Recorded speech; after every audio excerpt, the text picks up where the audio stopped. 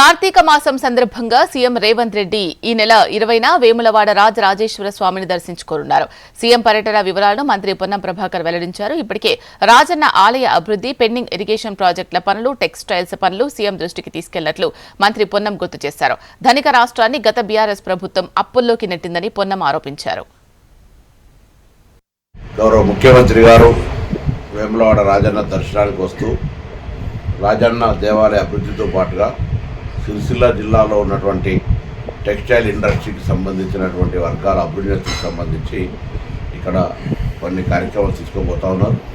అది ఈ ప్రాంత అభివృద్ధి, ఇరిగేషన్ పరంగా కొత్త ప్రాజెక్టులు పెండింగ్లో ఉన్నటువంటి కావచ్చు, ఈ ప్రాంత అభివృద్ధికి సంబంధించిన విషయం లోపల నేను మరియు వేములవాడ శాసనసభ్యులు ఆది శ్రీనివాస్ గారు, మానకొండ శాసనసభ్యులు, చొప్పదండి శాసనసభ్యులు అందరం కలిసి ఈ ప్రాంత అభివృద్ధికి సంబంధించిన ప్రజా సమస్యలు వారి దృష్టికి తీసుకుపోయి పరిష్కరించే విధంగా చర్యలు తీసుకోవడం జరుగుతుంది. తెలంగాణ ఏర్పడ్డ నాడు ధనిక రాష్ట్రంగా ఏర్పడ్డ తెలంగాణ 10 సంవత్సరాల పరిపాలన తర్వాత 7.5 లక్షల కోట్ల అప్పుతోటి ఈరోజు మాకు ప్రజలు అధికారం వచ్చింది.